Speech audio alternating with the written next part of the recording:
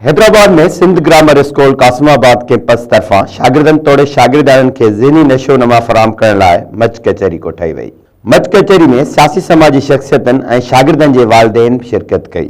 Sindh grammar school Qasimabad campus के अहाते में मुनक़िद कयल मच कचहरी में सिंध ग्रामर स्कूल के सरपरस्त मकबूल अहमद मेमन, चेयरपर्सन वर्दा ताहा मेमन, अगूनी senator doctor Khalida Sikandar Mandhro, retired justice Abdul Rasool Memon, आबपाशी खाते के अगूने सेक्रेटरी अहमद जुनेद मेमन, हाजी बशीर मेमन, प्रिंसिपल जरीन रफीक, कोसर शहजाद, अजरा जबीन ऐं ॿियनि शिरकत कई।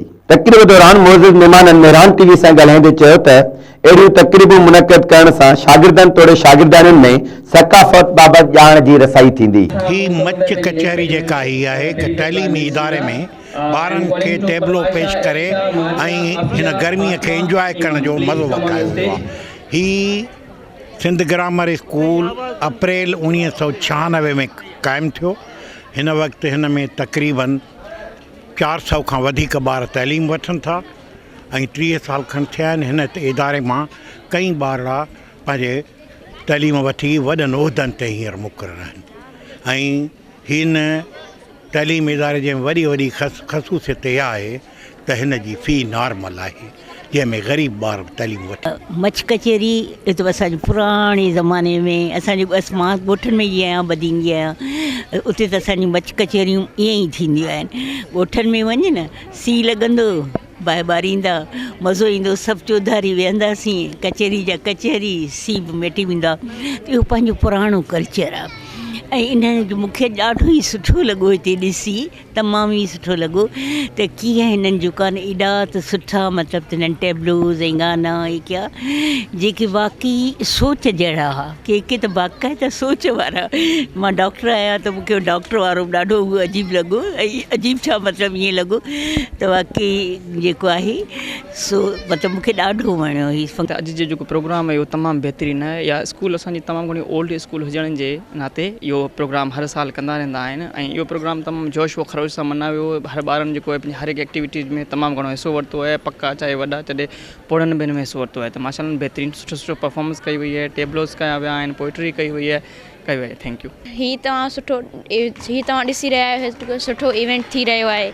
असां चऊं था त ही हर टाइम थींदा रहनि। इन्हनि मां इन इवेंट ते असां कचहरी कंदा आहियूं, असां परफॉर्मेंसिस कंदा आहियूं, असां रक्स कंदा आहियूं, असांखे वॾो मज़ो ईंदो आहे, असांजो दिमाग़ु खुलंदो आहे। इहे शयूं थियनि रहनि। असां बि अॼु एप्रिशिएट कयो आहे सिंध ग्रामर हाई स्कूल खे। हर साल हिते हिकु मच कचहरी मुनक़िद कई वेंदी आहे जंहिं सां असांखे ॾाढो मज़ो ईंदो आहे। ऐं माशाअल्लाह अॼु सभई स्टूडेंट्स, सभई शागिर्दियाणू वॾा तादाद में आया आहिनि, सभई प्रोग्राम ॾिसी रहिया आहिनि, सभिनी खे मज़ो अची रहियो आहे, सभई कोऑपरेट सां हर ॾिसनि था ऐं असां बि चाहियूं था त इहे प्रोग्राम थींदा रहनि जंहिंमां असांजी दिमाग़ खुले। महिरबानी।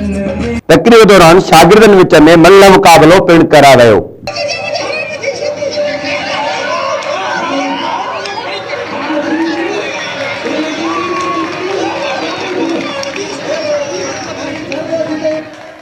शागिर्दनि तरफां टेबलोज़ पेश कया विया।